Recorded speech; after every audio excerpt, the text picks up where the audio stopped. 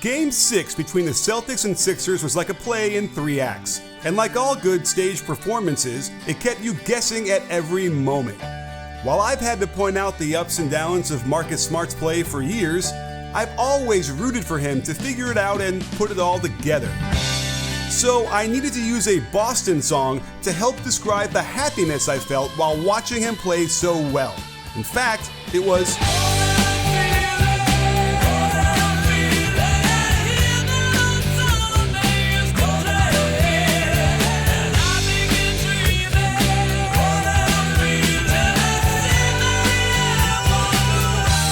Both Smart and Brogdon combined to light it up in Act 1, as they combined for 9 for 11 from the field, and the Celtics took a commanding 16-point lead midway through the second.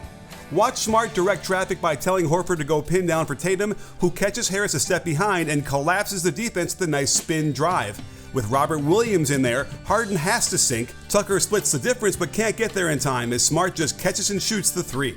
The Celtics had their fastest pace of the series as they pushed a little more than usual, and with Williams sprinting to the rim, Harris has to pick him up, leaving Brown open in the corner. Now, he kept his toe down on the shot fake, so that was legal, but after he gets up in the air, he can't control it enough to pass it until his foot touches the floor. A clear travel, the refs miss, but it means Smart is wide open for another easy catch-and-shoot triple. After missing this tough alley-oop in transition, the Sixers are a man down and have to make a decision. Does Maxey stay at home on the guy shooting 33% from 3 or the one who's shooting 53%? Easy decision by Brown to give it to Brogdon, who doubles their lead. The Celtics like to run this symmetrical set as a swing pass to the top triggers pin downs on both sides of the court. Horford runs pistol to the left side as Smart sets a playoff screen, getting his hip into it, and Horford gets his hands up to get in the way and create a wide open look when Embiid doesn't get a hand up.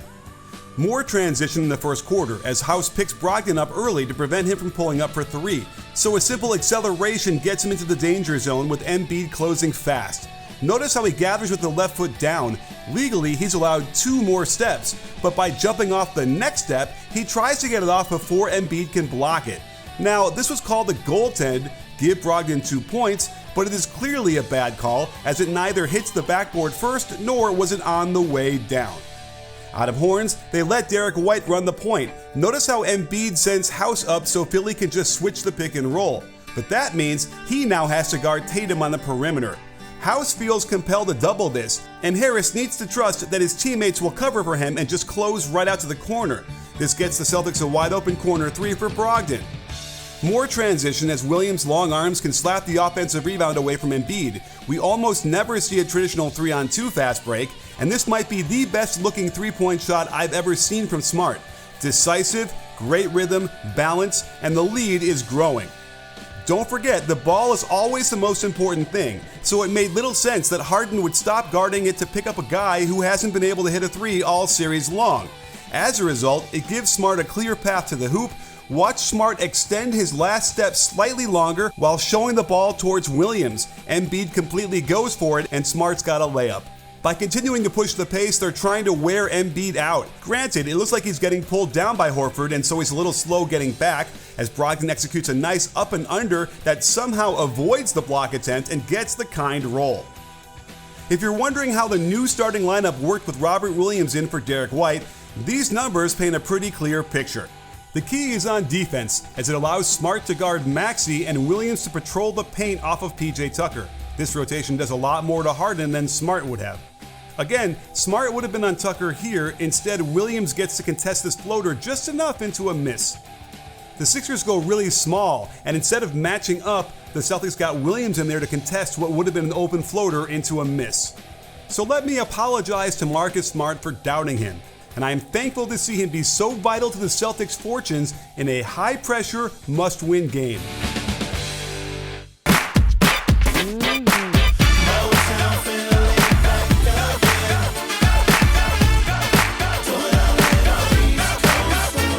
So we needed a real Philly band to bring us into Act 2, where the 76ers outscored the Celtics 41-20 over the next 16 minutes of the game, primarily from Joel Embiid and Tyrese Maxey lighting up the defense. By pushing the ball, the Sixers catch the Celtics cross-match, and while they want to go to work down low on Williams, Melton cuts baseline, which allows the Celtics to switch into a better matchup. Embiid lures Williams into the help, and I don't blame Tucker for not trying to finish amongst the trees as we get a rare pass right back in the lane for the short shot. Watch how Marcus Smart gets an early help position. He assumes Harden is going to shoot it at the end of the quarter, but Harden drives the gap where no one can get to Maxey, who hops into a quick release splash.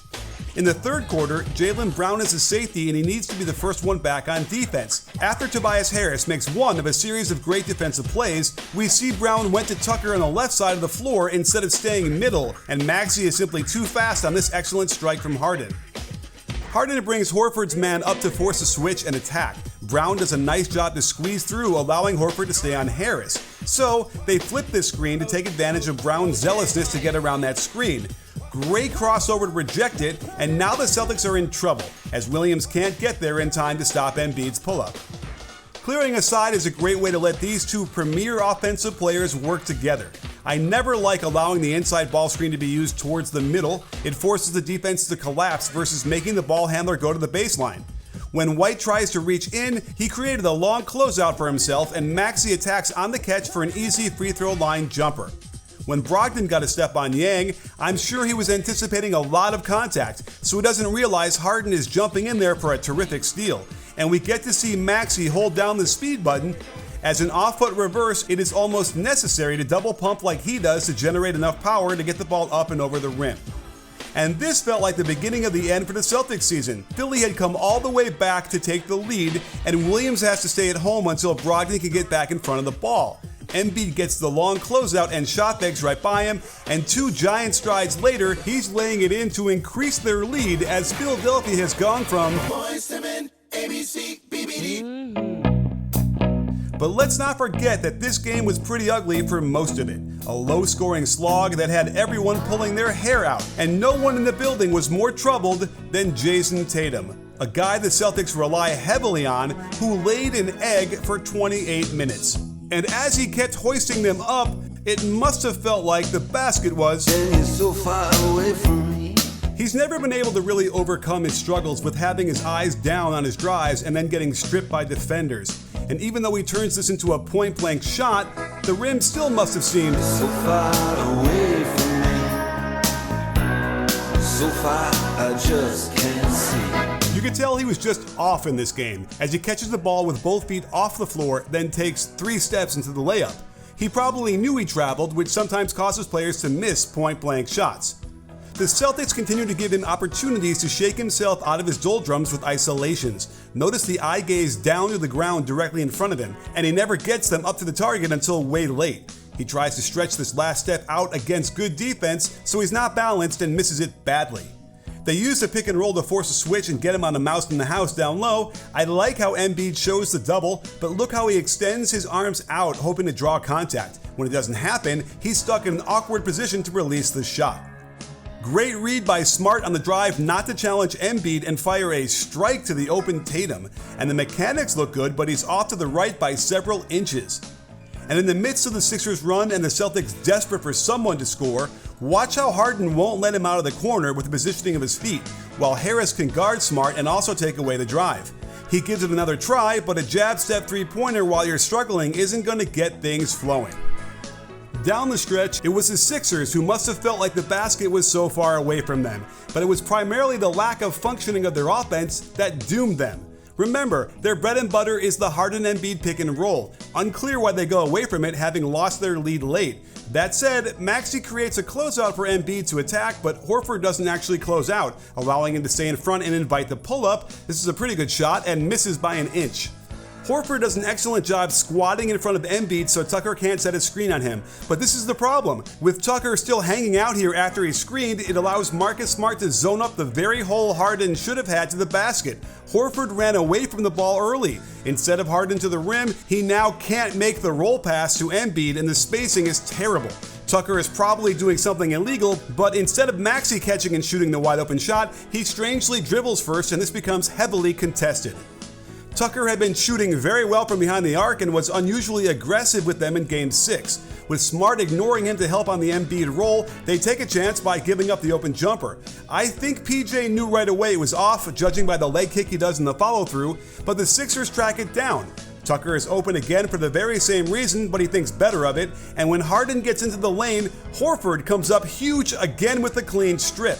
The refs called a foul, it was challenged and overturned, and despite having a full timeout to draw up a play, it appears Doc was not prepared for where they were inbounding the ball. That's not good, and he shouldn't be trying to tell guys what to do after they're already on the floor. With less than 2 seconds on the clock, look how Horford is positioned, allowing Embiid to cut to the front of the rim for a lob if Harris wasn't wandering down near the rim and bringing his man into the paint. This could not have been what they designed, and there's no question that Doc felt winning the game at this point was so far away from me. And that brings us to the moment of truth. A time in everyone's life where they can prove that no matter how bad things get or how many things go wrong, there is always a chance for redemption. And that's what Jayson Tatum showed us all. It started in the third with another ISO that he might have pushed off, but Tobias was already almost rolling his ankle and falling before the push, so carry on, I guess. But it came down to the fourth quarter, where the Celtics simply could not make any headway until this point. And at a time where risks could be extremely costly, Maxey blows it here, going for a steal and leaving his man open. While Embiid does get there, Tatum must have felt like he was in summer practice as he rises up over the good contest and just swishes the shot for their first lead since midway through the third. Trying to attack Niang, the Sixers pre-switch him with Maxey, who is quicker but smaller, and when Tatum rejects the screen to go right, he nudges the little guy out of the way, steps back, keeps his heels above the ground, and rises up over the defense to perfectly swish this one to increase the lead. Of course, we couldn't have gotten here without Marcus Smart, who takes it upon himself to Eurostep float a shot over Harris for the soft roll, and the game is almost finished. So they run another ball screen for him out top, and Maxey either wasn't prepared to switch or was simply hoping he could grab Tatum around the waist to help him catapult back in that direction. And that was all Tatum needed to erase the memories of this game. All the bricks and turnovers and indecision eliminated by one shot that majestically floated through the air towards the basket and straight down through the hoop to ice the victory and send this series back to a Game 7 where they can defend their home court. Doc and company must know they blew their best chance at taking this series, and you really can't pick against the home team, even if I'm trolling Sixers fans right now using a song so closely associated with their city and sports success.